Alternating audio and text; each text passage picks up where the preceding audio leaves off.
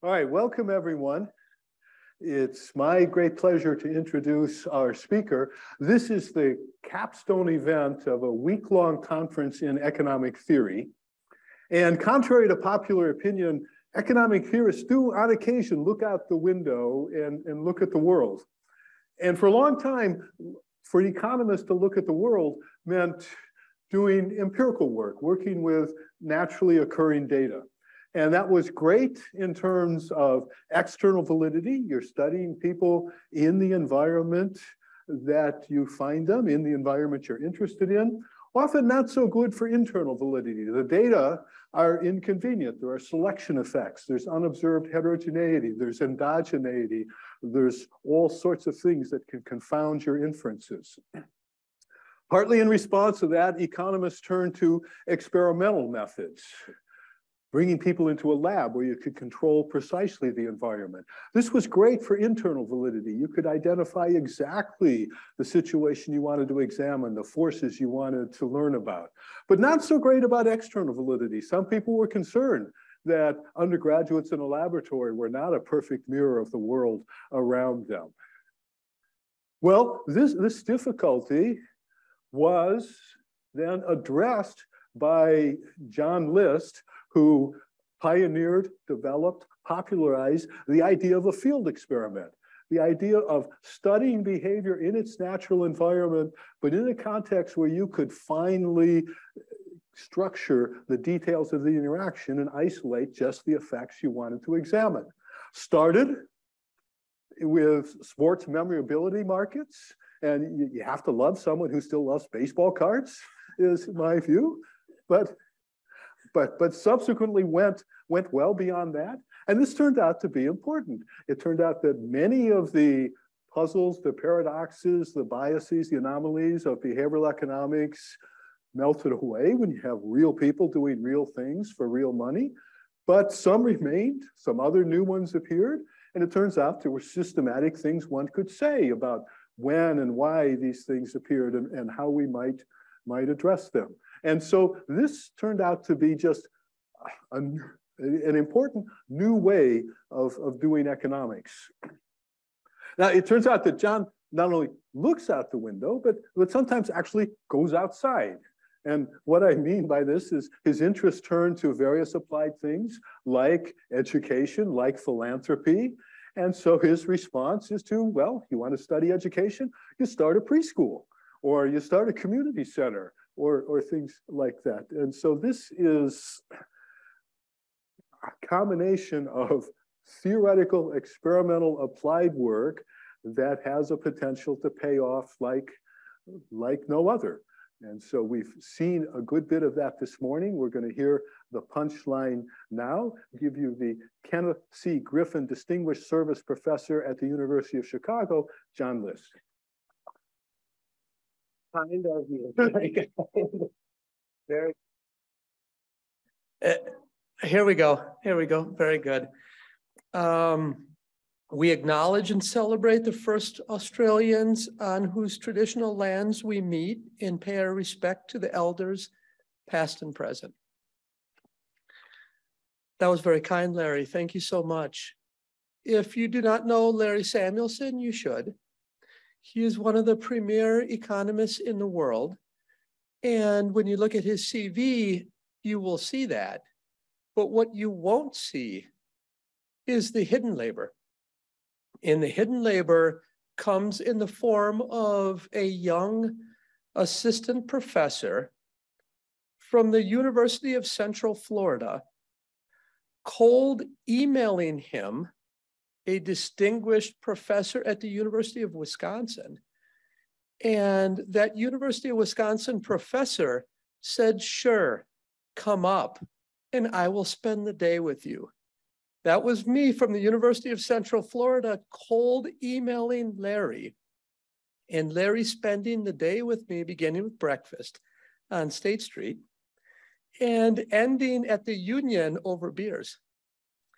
And that day not only helped me become a better economist, but it really showed me what a true academic is trying to do when you change the world and when you try to help people.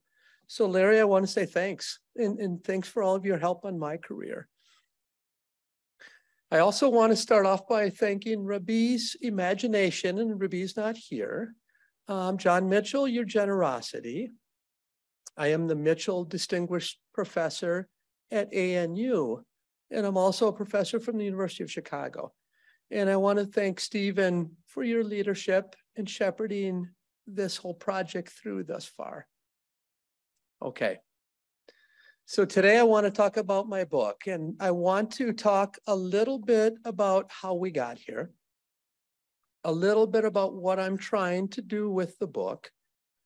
But before we do that, you heard Larry say, I use the world as my lab. And my guess is that all of you have been subjects in at least one of my experiments.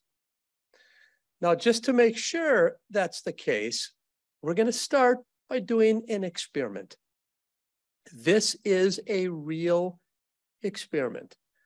I will have a QR code for you to snap, and we will have an incentive, which I'll show you in a moment. And I will be using these data for an academic paper. Okay, so here's what I want you to do. I want you to get your neurons firing. This might be a first in these talks, I suspect. I want you to think of an integer between 1 and 100 inclusive. Look around, put yourself in the shoes of the other people, and think about what will their average guess be. If you say something outside of 1 to 100, we will throw it out. I have a guy back at the University of Chicago who will be looking at all of your numbers, and I'll be announcing the winner at the end of today. Okay, so think of an integer that you think will be 2/3 of this group's average guess. Now, I'm an economist. I understand that incentives matter. This is the incentive for that competition. Voltage effect swag. Not available in stores, and it's probably a demand problem, not a supply problem. Okay, but I have some of these shirts in my bag. At the end of today, somebody who wins this will walk out. If multiple people get the right answer, we'll randomly choose one of them to win. Now, this is one of the previous winners. He decided to put on his shirt and show the world on Twitter what I taught him about scaling. This is a guy named Daniel Henderson, and he says that the voltage effect book, which all of you will have a free copy at the end of today, you just have to sit through today's lecture. And Daniel's, of course, scaling from a glass to a bottle. You don't need to do that if you win the shirt. That's just what Daniel did. Okay, I also teach a lot. I teach a lot of courses, and I understand that people like extra credit. So this is going to bring out the economies in people on that same form that you'll be able to get on the very next slide. There will be a line that says, what do you think is the equilibrium to this game? If you don't speak economies, equilibrium means once everyone guesses that integer, no one has an incentive to change. Okay? Good luck, everyone. Get the neurons firing. If you're here, you do not have to put your email address in the form because I'll just give you the t-shirt at the end. Larry refuses to play. No phone. He's old school. No phone. If multiple people get the equilibrium right, I will randomly choose one to win the t-shirt.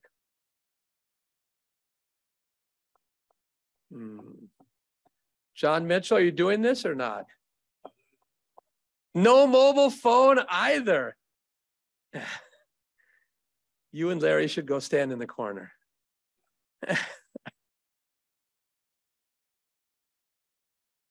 So I'll give you a few minutes to fill that out, and then I'll do my job. I'll start working.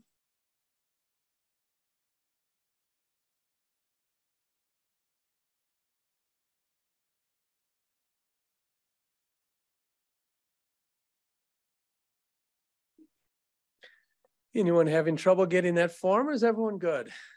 All right, looks like neurons are firing here. The famous t-shirt. Look, on the black market, this thing might be worth 50 or 75 cents. Right? You know? Put it up, yeah, put it on my Twitter and I'll get tens and tens of likes, right? You think you have it? Wow. Okay, remember what we're after here is an integer 1 to 100 inclusive that you think is 2/3 of this group's average guess. And you think you have the equilibrium as well? Give it a try. That is true. That is true. If you win, are you going to look like this guy on Twitter? Do you promise me? I'm going to call your name now, even if you don't win. Because I want to see you on Twitter with a bottle of wine. Magnum, exactly. Act like you've been here before, right? Anyone need more time? And if you're online, you're welcome to join as well. If you win, I'll be glad to mail you the shirt. Okay? Anyone else need some more time, or can I get to work? We're good? All right, I'll come back to this. This solution concept we'll mention in the middle when we talk about the theory that we've worked out around scaling. It's a series of game theoretic exercises, putting yourself in the shoes of others and modeling optimal actions and behaviors. Okay, let's talk about the voltage effect. The way I want you to think about the voltage effect is, I have an idea. Will it scale? Simple. Will that idea scale? Does it have a chance to scale? I'll define voltage effect and I'll define what I mean by scale. Now, what you're going to learn is through this process, scaling has been a lot about art. Move fast and break things. Fake it till you make it. Throw spaghetti against the wall, whatever sticks, cook it. All those familiar, a lot of people are nodding. That's the business world, that's government. If you take nothing from this talk but one thing, I want you to take John's trying to add science to the notion of scaling. You might not like my science. That's fine. I urge you then to create your own science, because this is an area that is in dire need to expand beyond art. How did I get started? For me, the road really started when a community called Chicago Heights called me and asked for help. Has anyone here ever heard of Chicago Heights? Raise your hand if you've heard of Chicago Heights. Of course, the guy from Rockford says. That's Chicago Heights DMV. DMV is Department of Motor Vehicles. That's where you get your driver's license if you live in Chicago Heights. Last time I was in Chicago Heights, I took that picture. Chicago Heights is a community that the modern economy has left behind.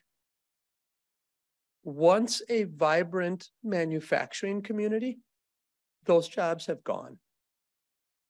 Once a vibrant public education system, that's basically in shambles. When a community like Chicago Heights calls, the question really isn't about, should I say yes or no to their plea for help? It's really about, where should we start? And what should we get done to help the community? Folks, this is a community where 95% of households are on federal food stamps. 1,000 kids enter high school every year as 15-year-olds, and over half of them drop out right after their 16th birthdays. And then the trajectory is not very good from there. We have mounds and mounds of data to show you. So where we started was, we started our own pre-K program. A group of Roland Fryer, Steve Levitt, myself, and a big team that I have at the University of Chicago. We opened a pre-K program that was essentially built from scratch. And if you were here this morning, you heard some folks talking about the fruits of our labors. In 2008, I started calling people to ask them for licenses to open a school. I started to learn about various curricula that we could test. I started to hire school teachers. I started to hire administration. I did all of the T dotting, I dots, T dashes, et cetera, to open a school. The idea was to help Chicago Heights. Check. The idea was to learn something about the education production function that we could write about for academic papers. The idea was to create a curriculum that we could scale to the rest of the world. That's what we were after in this school for 3, 4, and 5-year-olds. So around 2014, some great results start to arrive. I mean, just fantastic results. And several academic papers. We were helping the kids from Chicago Heights. We were effectively moving them within 6 months from Chicago Heights up to Evanston. That's where Northwestern is. That's where the rich kids live. Whether it's a cognitive test score or non-cog or executive function score. Check, we were helping kids. We were helping Chicago Heights. We were writing academic papers. Now, the third thing we wanted to do, of course, was to scale it. When you spend this much time on a program and it works, you start trumpeting it to the world, saying, I want every kid in the world to have my program. And I wasn't selling it for money. I have 9 binders. If you want them, you can have them for free. I want kids to have this curriculum. It's an all-day pre-K with a parent academy attached to it. So I started talking to policymakers because I wanted every kid in the States to start having it, and I wanted it to go beyond the US. Here comes the slap in the face. What do you think happened? What do you think policymakers said to me? John, looks great, but don't expect it to happen at scale. I had never received that criticism in my entire career. And as Larry mentioned, I started doing field experiments at baseball card shows around 1990. People would say, look, John, these are great results at a baseball card convention, but they won't generalize. That was a typical criticism. That's a criticism of laboratory experimentation too, typically. They're students. Students aren't real people. I had learned how to take on those criticisms. But this one was altogether new. Scaling's related to generalizability. It's related to external validity, but it's not exactly either of those two things. So I pushed and I said, why? Why don't you think my program will scale? They hee-hawed around and said, we're really not sure, but it doesn't have the silver bullet.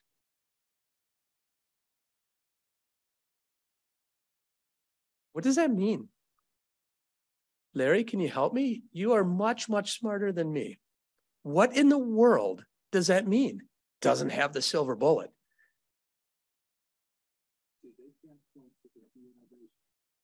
Do I go to Walmart to pick up a few silver bullets? Is that where I can get a few of those?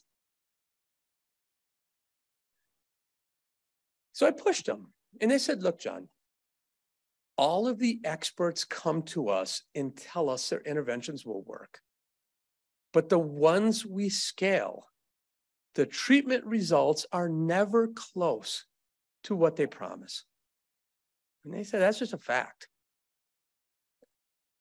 So I started to think that exchange, which took a year and a half to talk to a bunch of policymakers, that caused me to pause. And I started thinking about this notion of scaling and how it's entered my life through my entire career. I worked in the White House for about a year and a half. We would always talk about every policy. It worked in New Jersey. Can you scale it to California? It works in Akron. Can you scale it to Atlanta? Nearly every policy proposal, we talked about it. At the time, I was a chief economist at Uber. We talked about ideas in scaling daily. I then thought about all of the firms I had been working with, whether they're for-profit or nonprofit. As Larry mentioned, I've done a lot of charitable giving work for the last 25 years. And I've thought a lot about reasons why people are generous, reasons why people support Smile Train or United Way or the Sierra Club. In every one of those relationships, scaling came up in one form or another. And then I started to recollect a little bit about, I don't want to lose this guy. This was my money slide there. Can you see the art over there? You can't. Gosh, I wish this would have translated because this was a really cool cartoon. But we can go on. Now, I started to think about what scaling has been within the academy. And what we do as academics is we have an idea, we race back to our office and we write down a model. We then tend, as Larry said, we tend to download mounds and mounds of data, and we impose assumptions on the data to say something causal. Now, for me, I decided not to take the world's data, but to generate my own data. So the game with field experiments was you have an idea, you go out and test it. That's great. You do an A/B test. But then if you can go beyond that and explore mediation or mechanism, you got published in a better journal. So that was the game. You did an A/B test, you tested a theory, and then if you could find the underlying channels, great. You got in the American Economic Review.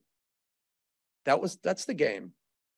So I started to think, well, if we really want to change the world, should we from the beginning, during the experimental design phase, should we ask, can this idea or policy scale?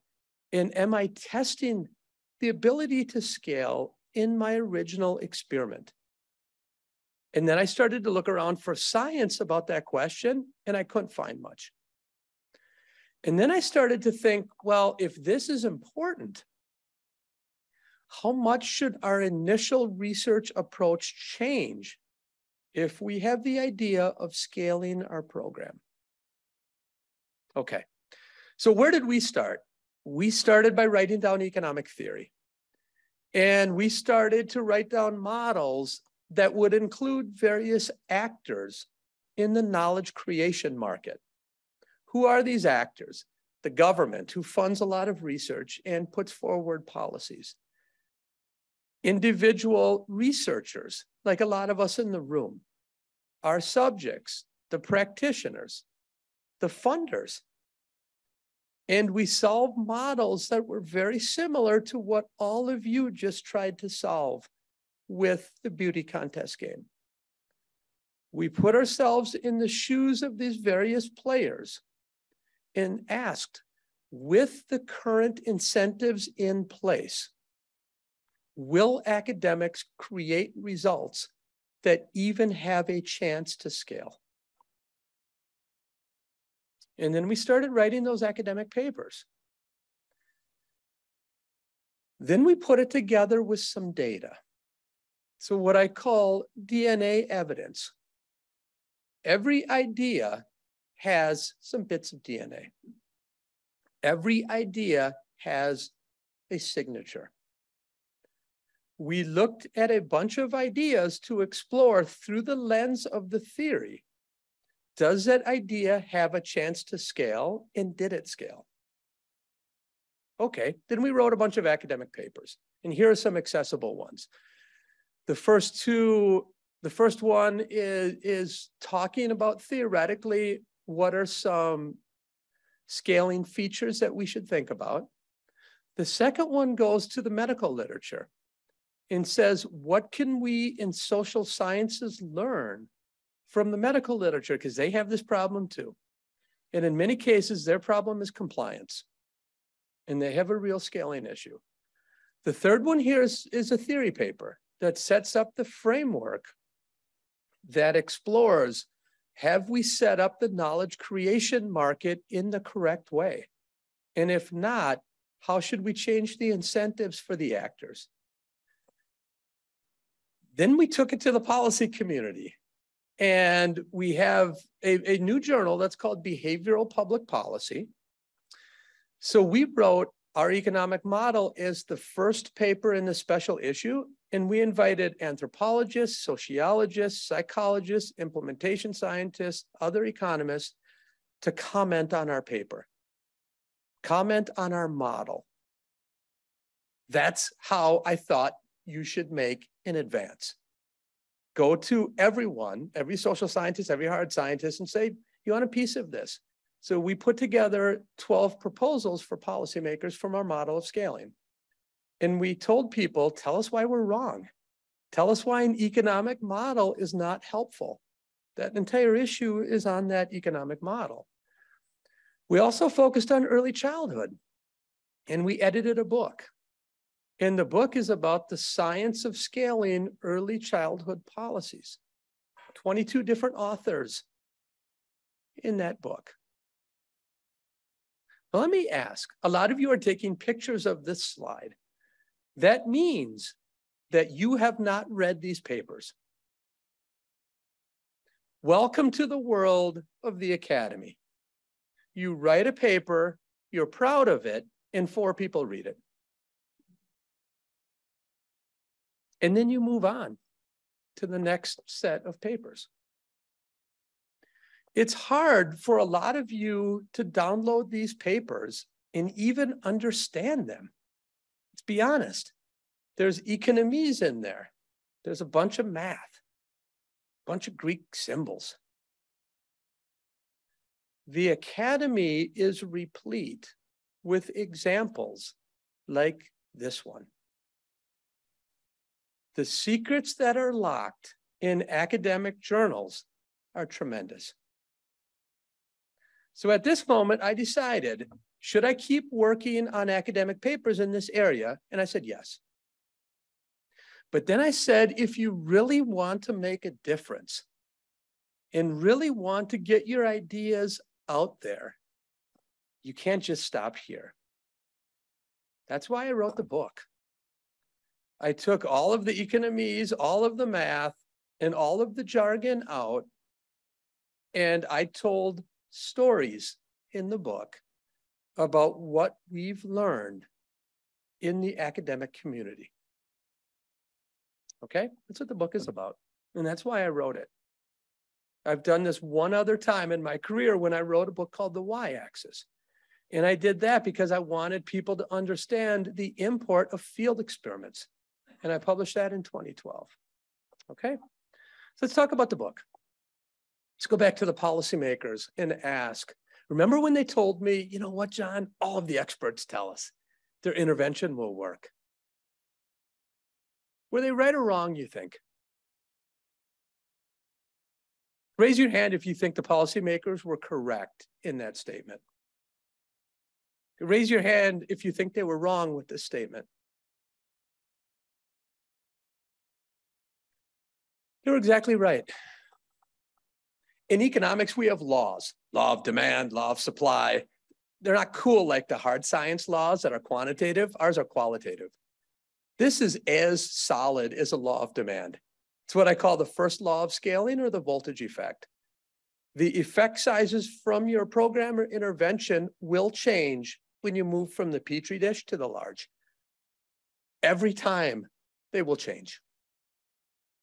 An analogy that I want you to think about, sure, you can think, well, John, this really isn't voltage, it's amps. I totally get it, okay?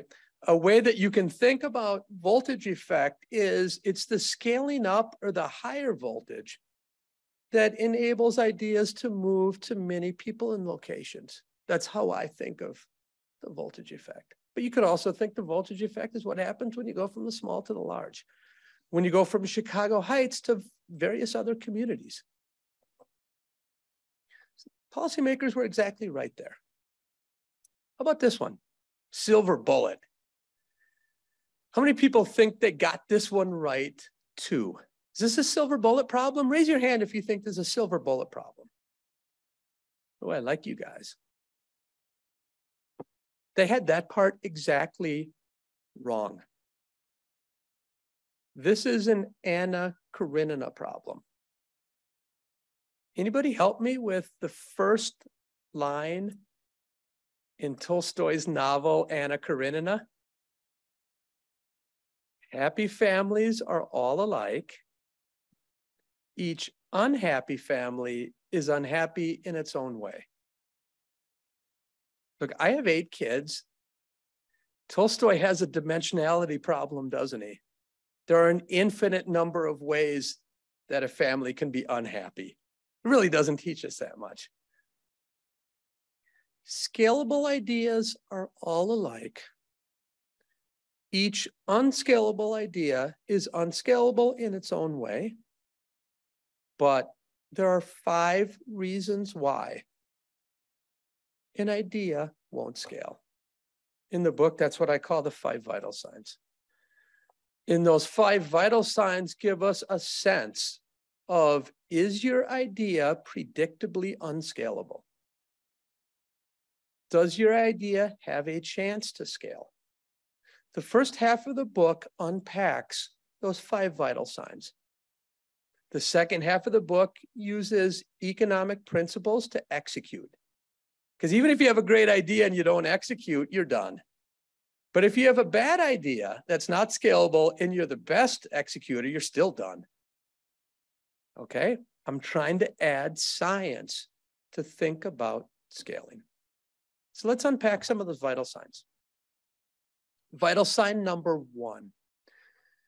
It was simply a false positive. In America, you would not believe the number of policies that are scaled up that never had a chance because they didn't have any voltage to begin with. They were simply a false positive. So in chapter 1, I talk about the inference problem. And I talk about, you can think about it as you draw a sample of data. I call it the data are lying. They're literally not lying. They're just not representative of the population. It's called statistical error. Now, in this case, the import of replication becomes very clear. Let's go back to check. The graphics here are interesting. There's a secret US map that you can't see, and that secret star is going to Chicago Heights. Okay? This will be the only mathematical equation I have in my slide deck, okay? So this is a paper, actually, it's a small world. This paper right here, Larry handled it at the American Economic Review. And this is a paper that talks about the import of replication. What I have up here is something called the post-study probability. I want you to think about that as, you know what? I heard John List is running an experiment in Chicago Heights. And you know what? I don't think it has a chance of working. That's called a prior. And here I'm just setting the prior to be 1%. And then I read John's paper. John's paper is well-powered, his experiment's well-powered, and he uses an alpha of 5%. That's significance level, 5%. So after I read that paper, that right there is going to turn into a number. What do you think that number is going to be when I click? You thought it was 1%. You read John's paper. Now what do you think the chances are? Anybody want to hazard a guess? Probably should be like 0.5 or 0.7, right? Should be really high, shouldn't it? Wait, John List has a really strong study. Are you threatening me?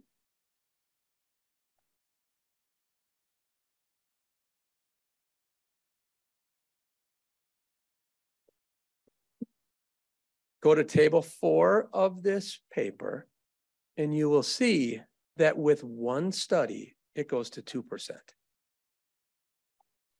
Larry might not remember this, but when we submitted this paper, the title of it the first time was "All Empirical Results in Major Economic Journals Are Wrong." Because to get in a major economics journal, it has to be a surprise. Surprise is like a prior of 1%. And most of our studies that Larry and I handle aren't very well powered anyway, most experiments. So this might be like 0.015. Remember what you said? John, I love this paper, but I'm never going to publish it unless you change the title. So the title became "One Swallow Doesn't Make a Summer." That's the title of this paper. Okay, so that's after one study. Now, after a replication, it goes to 10%. After a second replication, it goes to 47. A third one, it goes to 91. You can start to understand, if you subscribe to a Bayesian approach, you can begin to understand the import of replication. And in the chapter 1, I start talking about we should have 2 or 3 replications to be more certain before we scale something. It doesn't seem like a heavy ask, does it? Now, in the book, I can't give those types of equations, right? Because then my dad won't even read my book. He's the only reader right now, probably, right? But he won't even read it. So I talk about Nancy Reagan. And on the other side of this is another, the graphics just aren't coming out very well, but Nancy Reagan decided that in the 80s, first ladies choose an issue. Her issue was teen drug use. She wanted to take it on. Has anyone heard of the Just Say No or the DARE campaign? Raise your hand if you've heard of DARE. Oh, good, a lot of you. I was in high school in Wisconsin, and the representatives in the mid-'80s came into our classroom, the Just Say No representatives. And they told us, if you use drugs, your brain will shrink and your private parts will shrink. So don't use drugs. And I can still remember looking at my teacher and saying, look, I don't use drugs, but I have a lot of friends who do, and there's no way this is going to work. In fact, I went further and said, this might even cause me to dabble a little bit, get a reverse effect. I think the lights just went out. Maybe now my cartoons will come back. Was that a trick? Very good. He said, look, John, I don't know about all that, but they say they have data. So I looked into it. They actually did have a really good experiment from Honolulu. It had like 1,777 people, and it had a really good and strongly significant treatment effect. They took those data and ran without trying to replicate. And they spent hundreds of millions of dollars and all kinds of time from the First Lady to do something that had no voltage. After a while, they weren't seeing big results. So then they went back and tested it in LA, Vegas, Denver, and back to Honolulu, and it didn't work in any of those efforts. So they stopped it. Could have saved a lot of time by just doing a few replications to start. Okay? That's vital sign number one. Vital sign number two in the commitment of being an economist, I'm going to leave it behind closed doors. So you take a look at chapter 2, and I'm going to go on to, is it the chef or is it the ingredients, chapter 3 in the book. What do you think that's about? Well, that's about restaurants. A lot of restaurants have one location and they kill it. And what do you then think the owner wants to do? I have $1 million of EBITDA with one restaurant. If I would have 10, 20, 30, 50, gosh, I'd be raking in the money. Restaurants are a really interesting case study about, is your initial success because of the chef or because of the ingredients? When it's because of the chef, guess what happens? It never scales. Unique humans don't scale. They think they can teach others? Not really. If you can systematize it, you have a shot. That's the only shot. The story here is when you have initial success, make sure that your ingredients are available at scale and that you can buy them at a good price. Now, this is also a chapter where horizontal scaling meets vertical scaling. So when I think of horizontal scaling, I want you to think about Chicago Heights worked in Chicago Heights. Will it work in Detroit? Will it work in Akron? Will it work in Atlanta? That is scaling across input and output markets. That's one kind of scaling. Another kind of scaling is vertical scaling. I had Czech or Chicago Heights. I had one early education program, and I had to hire 30 teachers. What if I had to hire 30,000 good teachers around Chicago Heights? That's vertical scaling. And as I found out in Chicago Heights, I needed a good set of teachers to make my program work.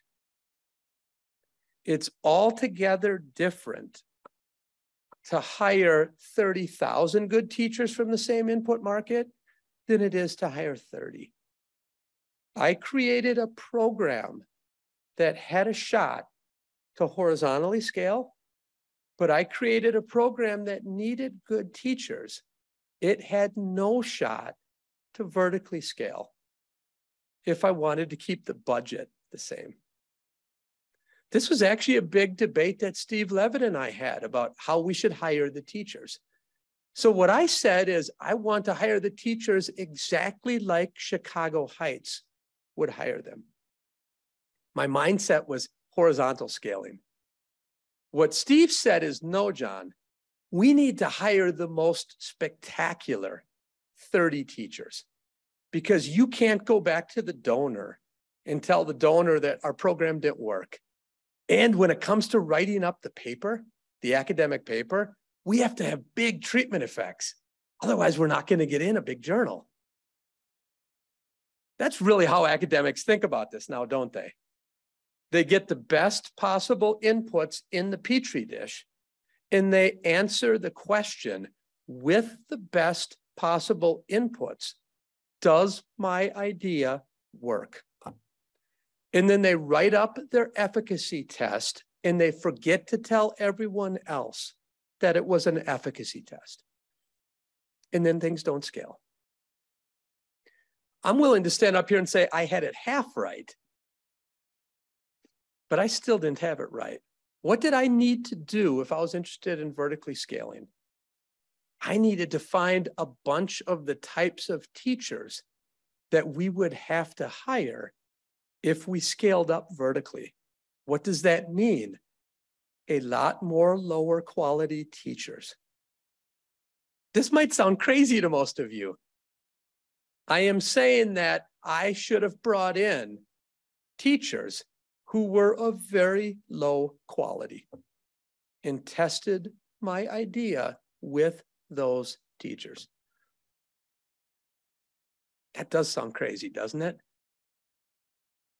But if you want to talk about using science to change the world and coming up with ideas that scale, you have to bring the warts and the constraints that you're going to face at scale back to the Petri dish. Otherwise, you're answering the wrong question. You're not being serious about using science to change the world. Let's dig into that a little bit more. Here's what we typically do today. We do an A/B test, and it's an efficacy test. A is a control, B is the best case scenario. Give theory its best shot. Give my idea its best shot. And then we report it. That's answering the efficacy question. And in the medical sciences, that's okay because it's understood. The first step is efficacy, then you have stage 1, stage 2, stage 3. We don't do that in social sciences. We do 1, and then the replication doesn't get published in any good journal. So nobody does a replication even, much less testing for scale. What I'm proposing here now is to add option C. Go ahead and do your A/B test, no problem. But I want you to add a treatment arm that I call option C that brings in the constraints that you will face at scale. You can now ask, well, where do these come from? I like to start with theory. Write down an education production function and say, what are going to be the critical inputs? Teacher quality will jump out. And then look at the old literature. Teacher quality matters. That seems like a pretty good input then to say, when I scale it up, if I want to keep the budget the same, I'm probably going to get lower quality teachers because I have to hire 30,000 rather than 30. So an idea here is option C should have had a bunch of low quality teachers.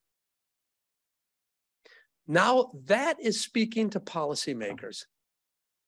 I'm tired of reading papers that are A/B tests. And in the end, you say, this has import for policymakers. It's almost exactly opposite. I do not want policymakers to read your efficacy test. Why would I want them to read something that you know is not true at scale? What I'm talking about here is moving the discussion from evidence-based policy to policy-based evidence. Right now, what we do is we design an experiment and we look at our sample, our respondents, and we end up blocking on male, female, rich, poor, et cetera, et cetera. And then we test for heterogeneity. I'm really asking you to use option C to block on situational features. Features that you know will change at scale. That's what option C is about. Now, I really hope when I click this next thing's gonna work. It's gonna be on the very next slide. I also want to talk a little bit about understanding mediation. And if I had a question like tying a string to a brick causes the glass to be filled with soda, what do you think of when you have a crazy statement like that? So I think of the Rube Goldberg machine. One of my favorite ones, very good, this finally came up. Here is a Rube Goldberg machine. Brick, tied to string, has a magnet, moves up the cage, cat comes out. Cat plays with toy, gun fires, craziness in Goldberg's mind, balloon pops, Cat jumps over here, spins the wheel, see the knife? Knife cuts into soda, soda fills up glass. That's a pretty complicated mediation path.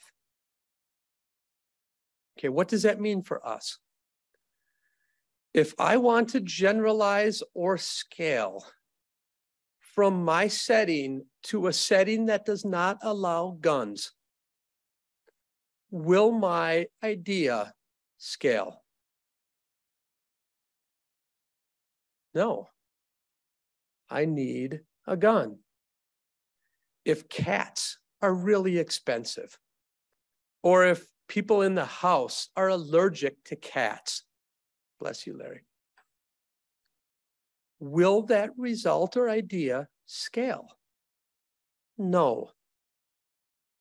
Understanding mediation paths in the past primarily been used to test theory and to say, what is the underlying channel? We can also use it to learn about what ideas will scale. And this is the best way I can think about showing it. How about that guy? Are these popular in Australia? In the US, these are pretty popular. That's a smart thermostat. It was innovated several years ago on the promise that it would take a big chunk out of the climate change problem. People claimed, engineers who estimated if every US household had that in their home, we would save millions of tons of carbon emissions. So my team tested this. We went to California and randomly sent a bunch of these smart thermostats to people who wanted it. And then the control group, they wanted it, but we didn't send them one. And then we watched those households for 6 to 12 months. How much do you think those households saved because of the smart thermostat? 0. What happened? The engineers told us that we will save millions and millions of tons of emissions. The engineers assumed the end user is that guy. Larry, who's that guy? Not just Spock, Commander Spock. Half Vulcan, half economist. Never gets it wrong, does he? Never gets it wrong. That wasn't the end user. The real end user was that guy. That guy's a lot like me. Dana's not here, but Dana and I have a smart thermostat in our house. When we got it installed, she threw the 28-page manual at me and said, you take care of it. You can imagine what I did. I looked at the first page. The writing was way too small for my eyes. And I put, I can take care of this. 10 minutes left. Okay, I can take care of this. So I undid all of the presets and the defaults that the machine had. By mistake, pretty much. But that's exactly what those California households did. The engineers did not sample this part of the population to figure out, what does this good have to look like to work? All of that stuff I've just gone over, that's chapter 3. Chapter 4, unintended consequences or spillovers. Every idea has some kind of spillover. I start out chapter 4 talking about Sam Peltzman. Has anyone ever heard of Sam Peltzman? One of my colleagues at University of Chicago. Anybody read Ralph Nader's 1965 book? That guy was he was a dude, wasn't he? He writes his 65 book and he takes on the federal government. in the US about traffic fatalities. Back then in the US, cars did not have seatbelts. So what Nader said is, if we make seatbelts mandatory, we will save millions of lives. In 1968, the federal government listened to him and all the clamoring that came from his best-selling book, and they made seatbelts mandatory, beginning in 1968. The young people probably think we're barbaric, right? How could you drive around without a seatbelt? That's how it was back then. Now, how does Sam come in? Sam wrote a paper in 1975 that evaluated how many lives did that federal law save. Guess what Sam estimated? 0. What happened? People who wore seatbelts drove more aggressively. That's become the Peltzman effect. I did a similar analysis when I was working in the White House, but we did it on bicycle safety helmets. What we found is that people did drive more aggressively on their bikes when they were wearing a helmet versus when they weren't. But we found another effect in our data. Motor vehicles who were driving by those bicyclists, they would drive closer if the bicyclist was wearing a helmet. So they undid some of the good stuff too. Okay, that's one kind of spillover, behavioral spillover at the individual level. Another kind happened to me at Uber when I was working there as chief economist. Anybody here remember the hashtag delete Uber campaign? Raise your hand if you remember this. Okay. What you probably don't know is, how in the world did this get started? January 27th, 2017, Saturday night at 7 p.m., President Trump issues an executive order on immigration. I don't know if you can remember this, but people went nuts around America. The taxi cab drivers at JFK Airport went on strike. They went on strike because they were so angry at Trump. At Uber, when something like this happens, they turn off surge. Remember, surge is when they raise the price if demand exceeds supply. Because Uber did not want to be seen as a price gouger. So they turned off surge. A taxi cab driver saw that they turned off surge, and he interpreted that move as Uber trying to break up the strike. And he said, enough is enough. These are bad people. And he rifled off a tweet that ended hashtag delete Uber. That forever changed the rideshare market in America. I was working at Uber at this time. We had Lyft killed. They were literally waving the white flag at 5-7% of market share. We were killing them. This caused a bunch of drivers to leave Uber and a bunch of consumers to leave Uber. So back then, my team was called the Ubernomics team.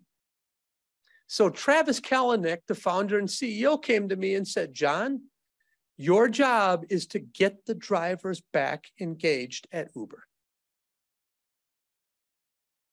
What do you think my idea was? What's an economist going to say? How do you get the drivers back engaged? Show me the... I said, let's introduce tipping. At the time, tipping was not in the app. The drivers wanted tipping. The customers were getting so angry because drivers would put tin cups in the back seat and say, give me a tip. So I went door to door and said, we need to introduce tipping in the Uber app. And I won that battle. That spring, I won the battle. At a firm like Uber, when you win a battle like that, guess what the booty is? The booty is your team gets to roll out tipping as a nationwide field experiment. So that's what we did.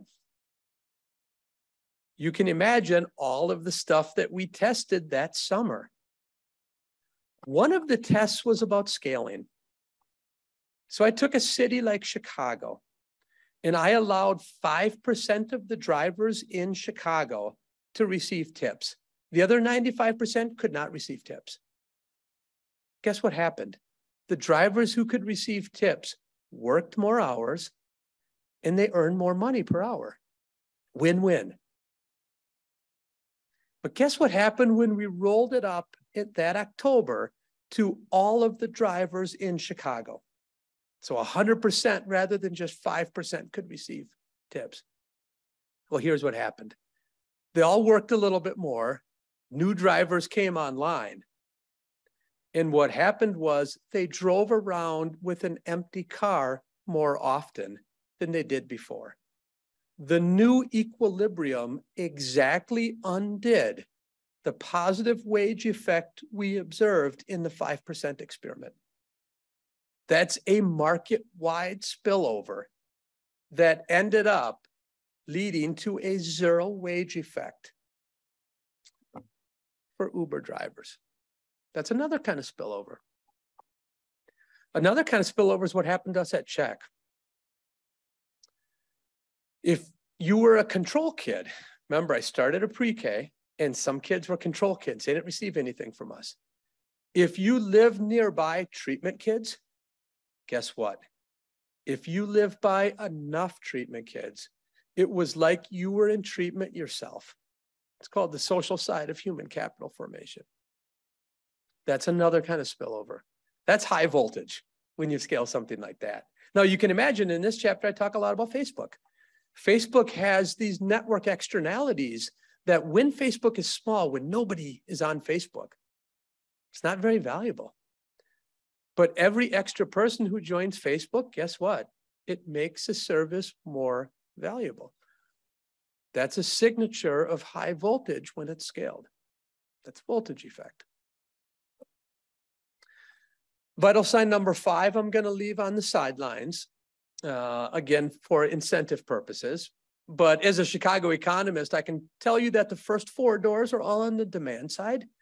So the last door you can imagine will be on the supply side. So that chapter is on the supply side of scaling. Okay, let's talk a little bit about, for my last 5 minutes before I announce the winners, I want to talk a little bit about the back half of the book. And I want you to think about this as using simple economics to make your life better. How many of you have taken an Uber? Raise your hand if you've taken an Uber. Do they allow tipping in the app here in Australia? How many of you tip your Uber driver? Got a lot of you are raising your hand. This is a little bit embarrassing. You know why it's embarrassing? Because only 1% of people tip the Uber driver every time. 3 out of 5 people never, ever tip their Uber driver. But when I take those same people and put them in a taxi where at the end they pay with cash face to face, how many of those people you think tip in that situation? 95%. Guess what? Non-financial incentives matter. And if you use non-financial incentives correctly, they're the best kinds of incentives at scale. That's what chapter 6 talks about. Chapter 7 is what's called thinking on the margin. If you've ever taken an econ course, we tell you, think on the margin. And then we show you math about how it's so beautiful, the equilibrium conditions to think on the margin. But then when people go out and do it, they never apply it. Okay, so in this chapter, I talk about ways to apply it. So here's a story that I talk a little bit about. At Lyft, so I moved from Uber to Lyft. I was 2 years at Uber as a chief economist, and then I was 4 years at Lyft as a chief economist. Both companies have a group that is in charge of acquiring new drivers.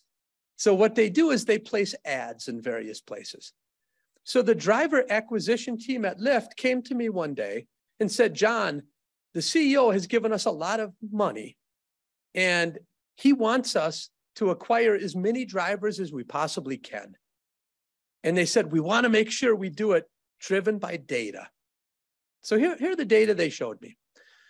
In the one case, they said, look, when we place Facebook ads, It costs $300 on average for the last 1,000 drivers on Facebook. Okay. And then they said on Google, it's $400 on average for the last 1,000 drivers. So what should be the solution? Use Facebook ads, right? Cheaper. So I asked them, instead of looking at 1,000 drivers, what if we just looked at the last 25? That's how an economist is thinking more on the margin, take a thinner slice of the data. They said, we don't have that, but we'll look at it and email you tonight. Here's what they emailed me. They said, well, John, for the last 25 drivers using Facebook ads, it's $1,000 each. Wow. That margin's a lot different than the average, isn't it? And then they said with Google, it was only $500 each. So they said, Professor, we get your point.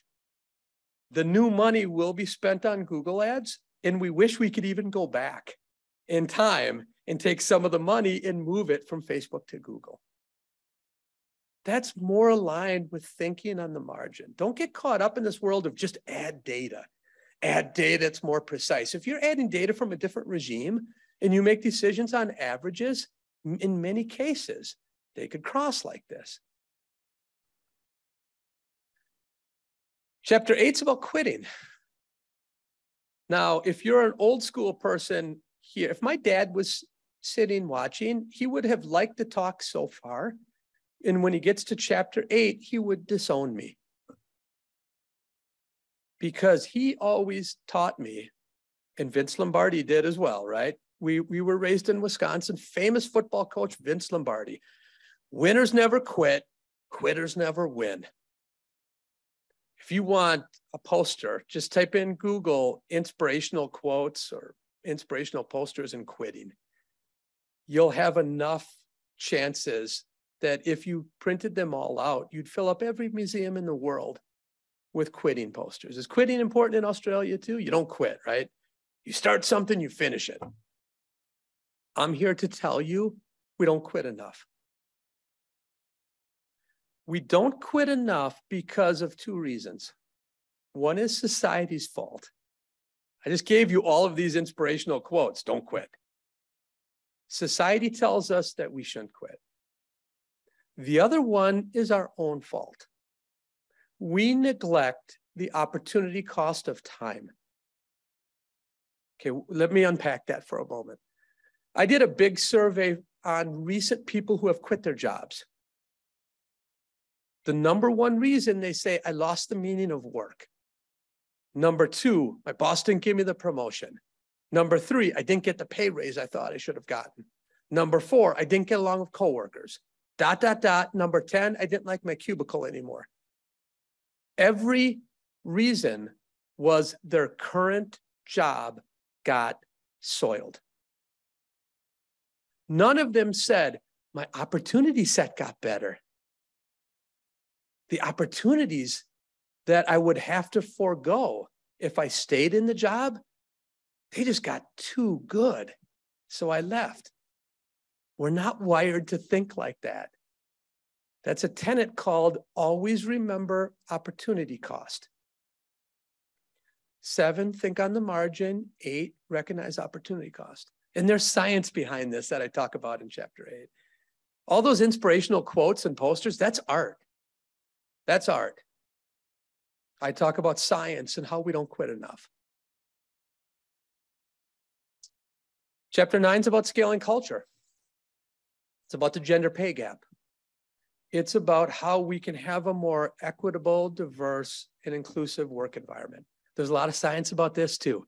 This has happened to be one of my research agendas for a long time. About why aren't people treated the same because of sexual orientation or gender or race or age or whatever. Okay? Let's talk about this.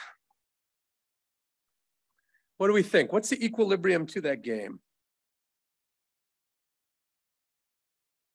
Anybody help me out? Equilibrium is 1. Why is the equilibrium 1? Can you help us?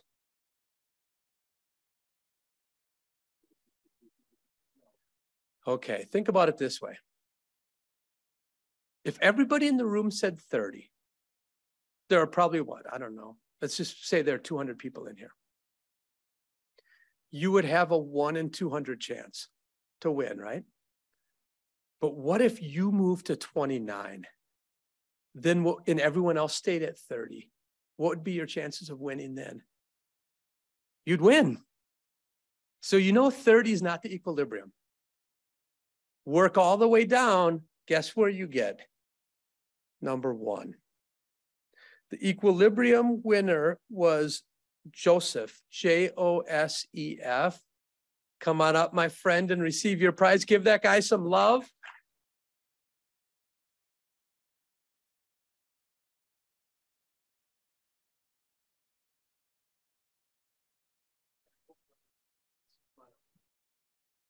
Come on up. There you go. You choose the size that fits you. Now, guess what the target was? A lot of you said 33. Why'd you say 33? It sort of tells me what you think of the people around you. What do you think? Now no one wants to raise their hand and say 30. Here's what a lot of 33s say. You look around and you say, you know what? These look like a lot of randomistas. They're just going to answer randomly. If everyone answers randomly between 1 and 100, what's the average? 50. So you said 33. Some of you even said 22. What's that about? Go ahead. I'm going to be one step in front of those people who think everyone else is an idiot. 22 ended up winning. It is Fedor Isknavkov. Come on up here and grab your t-shirt.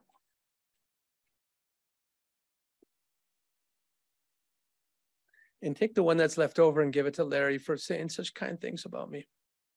That game is not a game that I've invented. That game was actually invented by John Maynard Keynes. And he called it the beauty contest game because he thought about this game as helping him understand how to invest in stocks. And he said, look, it's not about, hopefully that fits, Larry. It's not about picking what you think is a good stock. It's picking what other people will think is a good stock. So what he did is he took pictures of women. He'd probably get canceled today if he did this, wouldn't he? Now that I give it some deeper thought. He put them in the newspaper and said, this is a contest. And write in what you think other people, the modal answer for other people who they think is the most physically attractive picture. And that became the beauty contest game. And that's a game to test this kind of iterative thinking that you just went through in a way to test various theories. We've used quantum response types of equilibria, but other people around experimental economics have used that game to explore different aspects of game theory. Okay, so I'm going to stop there and I will take any questions that you have.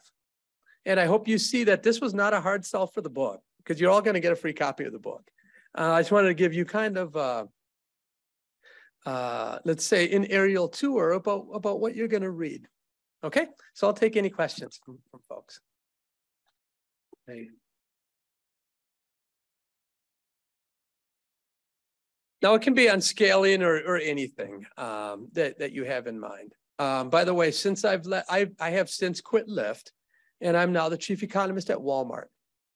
So I decided that my opportunity cost of staying at Lyft was too great when the Walmart opportunity came, and that's a lot bigger scientific sandbox. So that's why I moved to Walmart about 4 months ago. Okay, it was all about opportunity set. I love Lyft is a great place to work, but I was kind of done with two-sided markets, and we have probably 10 to 15 academic papers on rideshare, and I felt it was time to move on.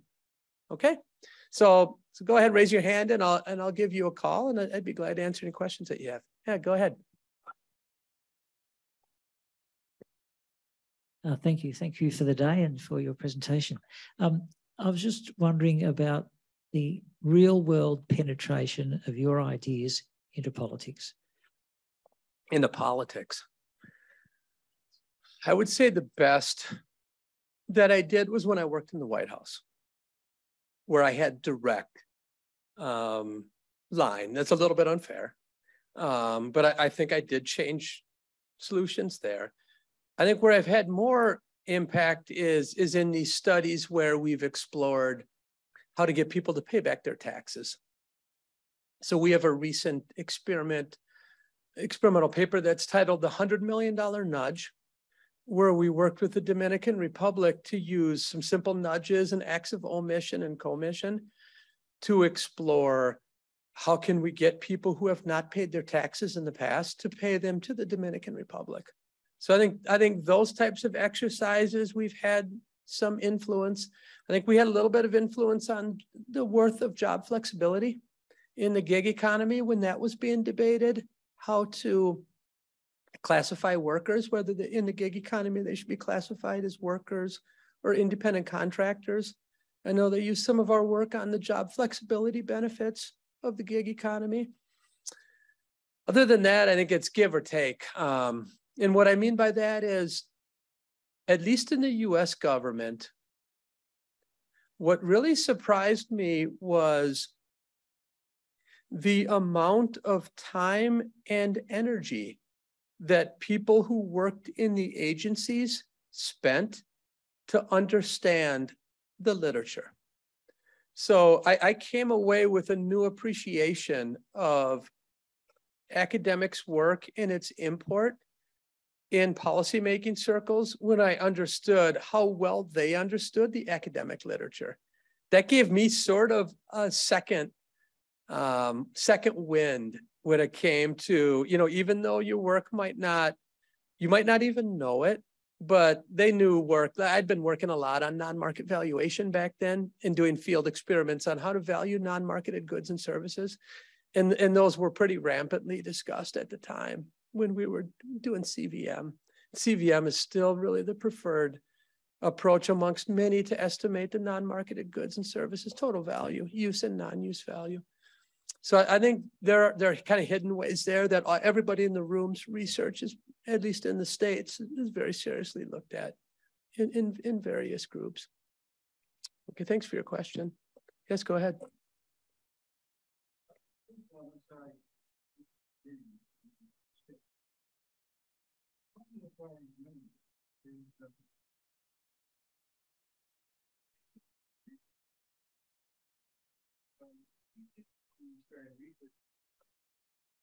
And you're gonna have to take these steps. So you keep taking mind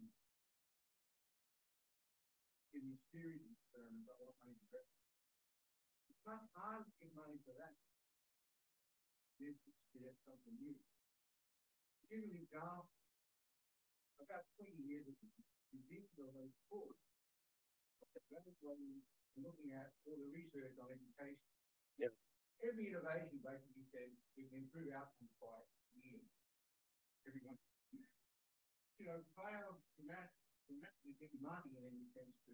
The reason it's pretty obvious, maybe that if you have, say, 300 experiments, first you're going to judge, which one do I pay money for? Right? And in what sense is my rate of return in a research grant be doing something? Yeah. Yeah. Look, I think when you look at work in the social sciences in the past decade or so, I think it's fair to say that there has been, in a way, a come to Jesus moment about the replication crisis, as some people might call it, especially in psychology, but I think econ has similar issues. In economics, there are not a lot of internal incentives to do a replication yourself. So I did one in the late 90s. on the deadweight loss of Christmas gifts. And guess what happened? I made an enemy, and I had a paper that was really hard to place in a good economics journal. So why in the world would you ever replicate when you make an enemy and no journal will take it? The incentives are not set up, even internally, in the knowledge creation market. Now, we've tried different ideas. I started a journal where I announced we will take replications. That helps a little bit. And academics are starting to take that aspect more seriously, in part because you can see the Bayesian approach, how you update. In the hard sciences, the first paper gets in Science, the replication either gets in Science or Nature, and everyone's kind of happy. That's not how it is in our field. Now, that said, let's go to funders and the incentives for funders. When we wrote down the model, we talk about, well, what do funders like? You're right. Funders like new innovation, new ideas, right? When you think about the knowledge creation market, it's a lot like the old biblical passage, the pearls before the swine. The innovation, that's the pearls. The implementation and replication and scaling, that's a swine. Let's be honest. I think that swine right now is jadeite, because we have a lot of problems and a lot of proposed solutions, and none of them will scale. When I'm talking in front of folks and they say, look, John, you've been doing field experiments for a long time. Why haven't we put a dent in poverty or inner city schools or discrimination? I say, because we've asked and answered the wrong questions. We're answering a Petri dish question because that's what the market tells us to answer. So now let's look at this model. It would be really hard for somebody to replicate Czech. Let's be honest. That was a $20 million experiment. So why in the world don't we, from the beginning, as funders, tell people, do option C? That's the time to do it, because you've absorbed all the fixed cost, and at least you have a shot. Of course, you can't replicate yourself, right? But at least that gives you an idea about the generalizability or scalability of your innovation, the swine, so to speak, right? That's an easy first step. Now, to get funders and government, et cetera, to fund replications, I think you're going to have to say it's a replication plus an innovation. And in this particular case, if the person did AB, now you should do AB and option C. And the innovation is option C. And that innovation tends to be very important because it gives us real evidence on whether we should scale that idea or not. And you have replication to start. You're replicating the original AB. So I just wanted to, sorry, Bob. In terms of financing, one of the things that happens when you scale things up is that the opportunities for expropriation go up. And that doesn't seem to be something which you've mentioned so far. It might be in the book, but I just wondered if you could comment. Define what you mean by expropriation. Well, you have more money. More people see an opportunity to divert those resources to themselves. And it gets more difficult to enforce Chapter 3 in terms of, yeah. So that's chapter 3, and that would fall under properties of the situation have changed. So as the stakes go up, it might be an issue of fidelity, or that the money that you had go to the idea in the Petri dish, now maybe 40 cents goes out of every dollar. That's a property, that's what I would call, is addressed in chapter 3. Now, on the other side, you could say if it doesn't have economies of scale, as diseconomies of scale, then that's chapter 5. But that's purely on the supply side. That's not what happens with political will or expropriation, et cetera. Yeah, you'll find those insights in chapter 3. But let's be clear, I do not model political will. A big part of scaling is, as I just mentioned in chapter 3, is program drift. And program drift can happen because people steal, because something else happens. Now, there's an entire suite of models that you can put forward in the area of political economy. And I think the same type of approach can work there. Political will, I cover under the umbrella in chapter 3, but I don't have formal academic, let's say, models of those notions. There's a huge literature on that, though, to be fair. Yeah, but thanks for your question. Somebody else in the middle had their hand up earlier. Yeah, okay, we'll take one more. Who's the lucky person? Or unlucky person, I should say. Yeah, go ahead.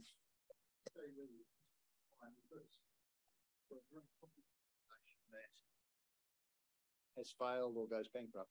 Boy Scouts of America, incredibly popular for decades, out of business. Yeah, so in a lot of cases of ideas that fail, so you can look at I've looked at a lot of US data, and when you look at, say, choose 1955 and look at the Fortune 500 companies then, and maybe less than 50% are still around today. You know, Zenith, Detroit Steel, Nationwide Sugar, et cetera, et cetera. You look at attrition rates of new companies, it's really large. A lot of times those cases are the company did not adapt after there was a structural change, either on the supply side or demand side. You can think about Blockbuster as a good example, where they just didn't adapt, or Kodak, or there's a slew of examples like that. Now, I write about that in the book in thinking about the revolution that's happening right now in both government and business is really the data revolution. And a lot of people say, data is the new oil. I don't subscribe to that. The value of data only comes if you have really good refiners. The true value comes with the data refiners, people in the room. That's the true resource that makes data and gives data its value. So the firms that are using data, everyone has data, let's be honest. Everyone can get mounds and mounds of data practically free. But they don't have good refiners. And just like oil, right? Oil's worthless unless you have a good oil refinery. Data is the same way. And people say, well, machine learning, AI, that's going to exclude. Look, let's face it, AI and ML, that's econometrics from a long time ago. That's what it is. And it's looking for causal relationships, but really what they have are correlations. And then it's people in the room that bring theory, they bring sub-treatments under AB, and those sub-treatments come from the literature and they come from theory, and then they find out mechanisms and true causal paths. That's the value of data. And I think that will always be the value of data. And if companies don't adapt to that, I think they're going to be dead. They're endangered. So will Walmart fail? Gosh, I hope not. I mean, that doesn't sound very good for John List. What was just said was, hey, John, I heard Walmart hired you as a chief economist. Are they going to fail? That's what I just heard you say.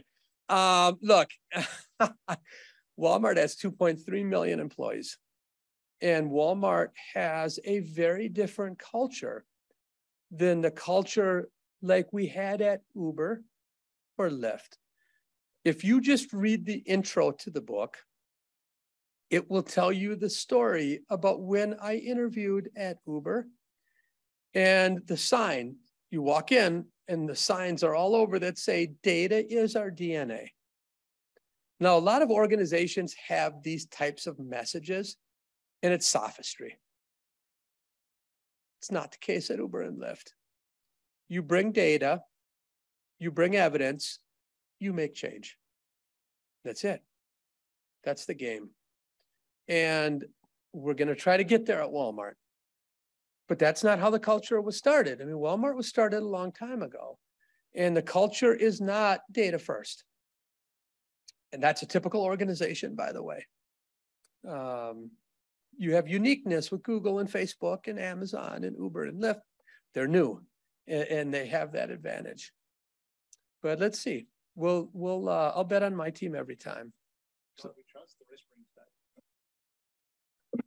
Exactly. Okay, time moves on. We have to thank our speaker, who I think then remains ready to turn these ordinary copies of books in the back into one-of-a-kind autographed copies of these books in the back. So that's something not to be missed. John, thank you very much. Thanks, everyone. Thanks, everyone.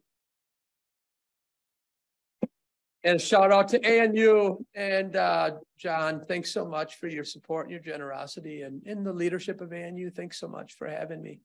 I look forward to many years of prosperous science. Thanks, everyone.